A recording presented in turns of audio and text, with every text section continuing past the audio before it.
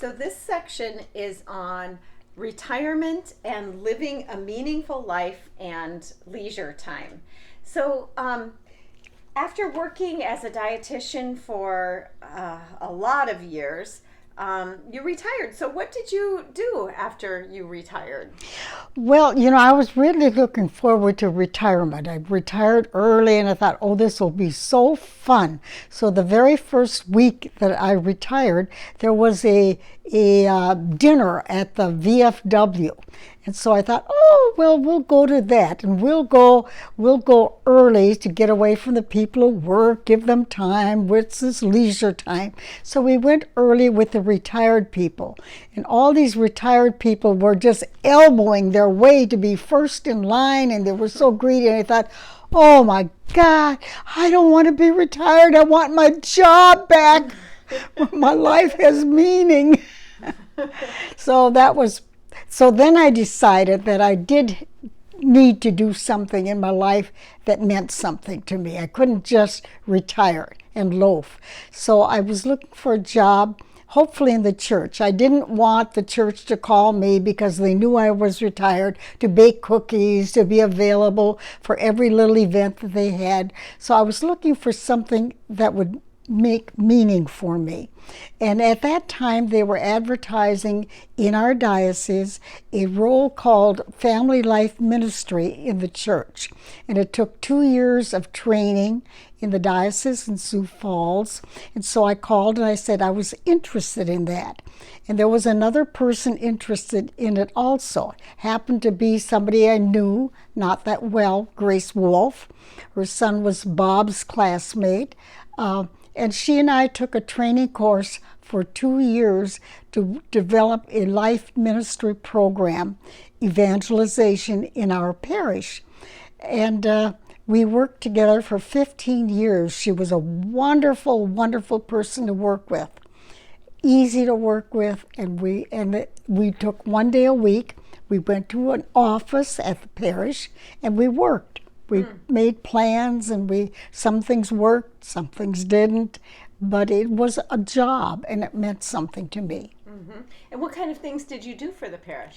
Well, for instance, we looked at all the levels of ages. We looked at young married people because they were people who were not always in church. So we wanted to reach out to those. We tried to figure out ways that we could. So we offered things like a volleyball session, and we would be babysitters, and they would come and play volleyball. And then we always tried to do some spiritual training with that. So we found lots of times they wanted to do all the fun stuff, but they weren't really interested in learning more about the church. So another thing we did with the widowed people, we had a widows club because there were lots and lots of widows in our parish, and so we had a dinner club. Once a month they would go out to dinner, they'd meet each other, maybe didn't know each other well. So what we tried to do is coalesce things. We looked for problems in the parish. People who were lonely, people who didn't fit very well, or people who we felt had needs, or people who were so busy they couldn't do things.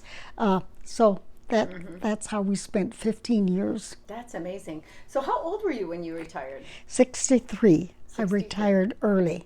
When Jerry retired, I thought I'd retire as well. Yeah. So, and then part of the time you spent at the legislature, of course. Oh, yeah, that then I was still working.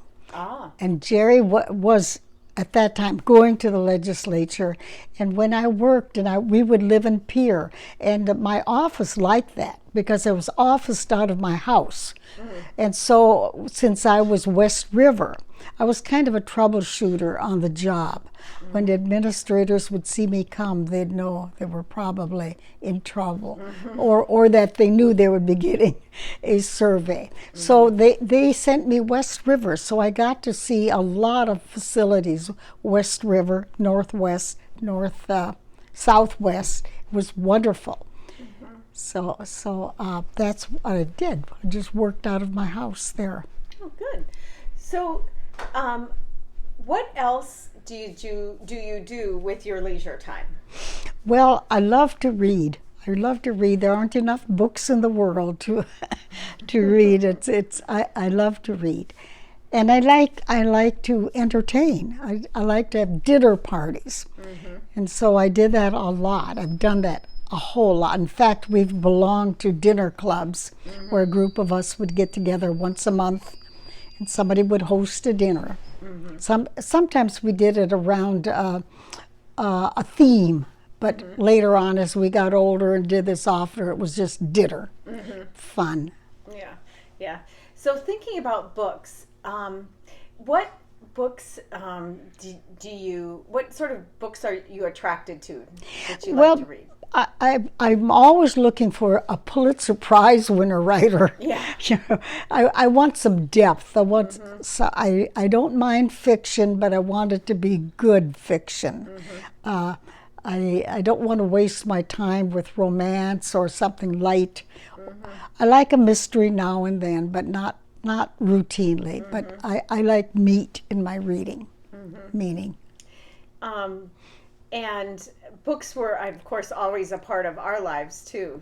True. How did you introduce us kids, to reading? Well, we read and we read and we read. We always, I liked to read. The kids would scramble all around me. I remember when we got our Seuss books, and we'd get a new book we'd go to the mailbox because we knew the book was coming on a Tuesday, let's say. So all four of us walked up to the mailbox in the summertime, and we got the book, and before we could get home, we just sat beside the road and read the book. It was so fun. We were all so excited about it. And I remember doing dishes, and the kids would come and say, "Mom, read, Mom, read." And so they would get the book, and they would turn the pages, hang onto my legs, and sit on the floor while I washed dishes, and I'd read from memory. But reading was fun, was what we had loved the most. Yeah, for sure. Let's talk a little bit about your book. How did you come up with the idea to write your book? Well, as I talked to my siblings, we would all talk about our childhood a little bit. It was kind of like a closet with the doors shut. There were things you didn't talk about. And I decided it's time, and you kids would come to me and would say, "Well, Mom, what did you do when?" And I would explain things that we had done, and they would say, "We can't believe that. There's no way you could sleep 5 in a bed crossways because there wasn't room. There's no way, you could do stuff like that." So I decided that I wanted to write the story of my life because I couldn't make that stuff up. So I intended to do it for my kids. And to get the idea, I had things in my mind. What was church like? What kind of play did we do? What happened in school? Topics like that. And I made a list, and I visited all 10 siblings to ask them that same question. And to my surprise, because I meant to write a book from the point of view of all of us. And to my surprise, I got 10 different answers to the same question. So I puzzled about how to handle that, and finally decided that I had to own the book, for better or worse. And they would tell me things that I had forgotten or that they perceived differently. And then they would say to me, "But don't put that in the book."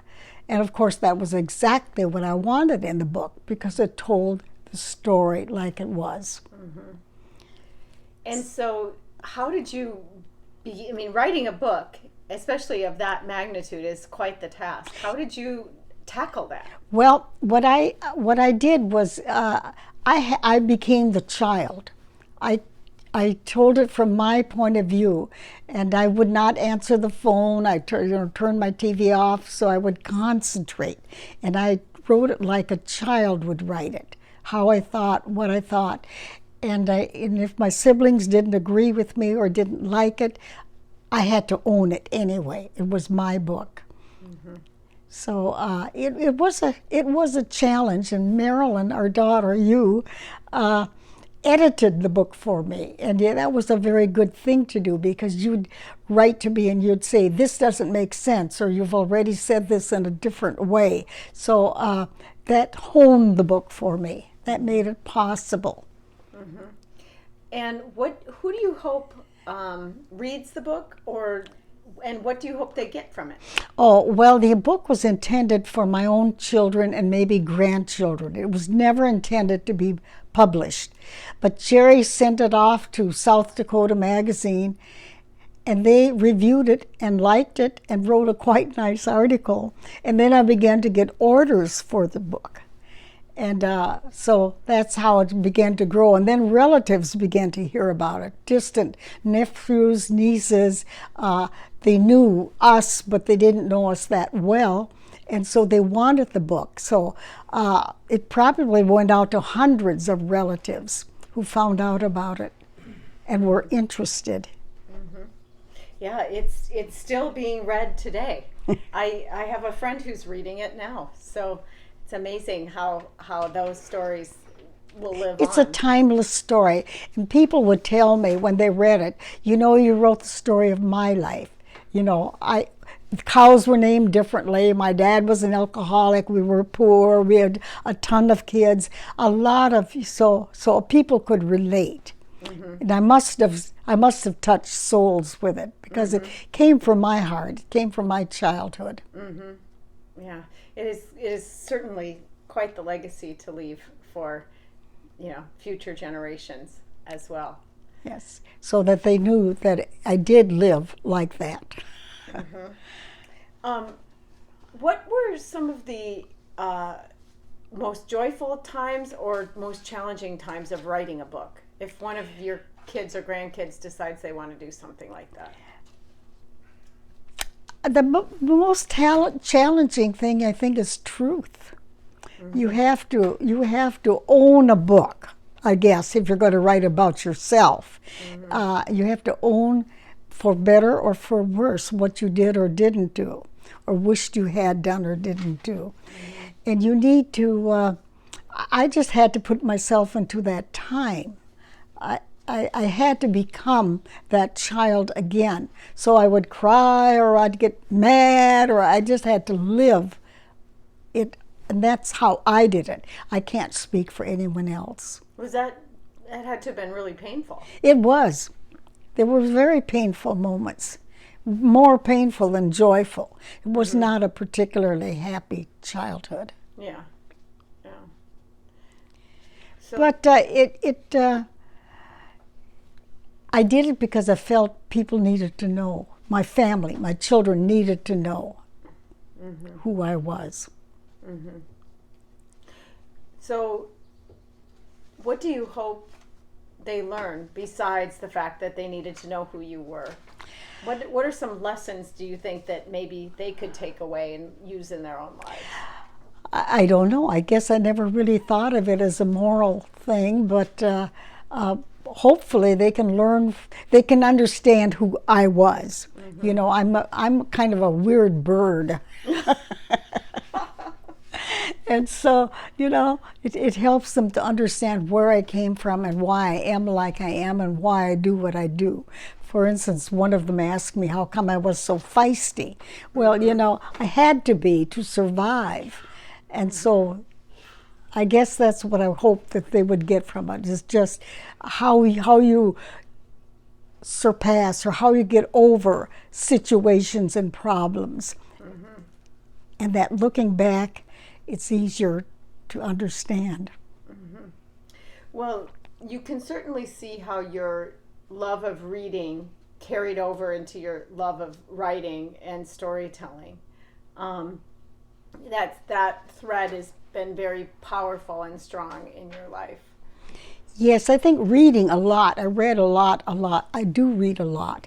And so I know good writing when I see it. Not that I'm such a good writer, but at least I was blessed with knowing good writing. So this sort of on the topic of living a meaningful life.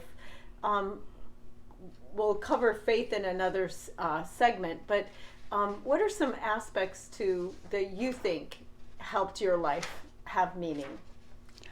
Oh, I think my faith. My faith did. And the fact that we were so cohesive, our family, while we didn't, I shouldn't say we didn't get along, we did get along because we were just ourselves, so we were a unit. And just the cohesiveness. I mean, there was no, like I see families now that are divided and separated and angry, and that just didn't happen in our family. And I think that in spite of all the things that happened to us, cohesion was important and faith. Um, Anything else you want to add around books, retirement? Oh, read all you can.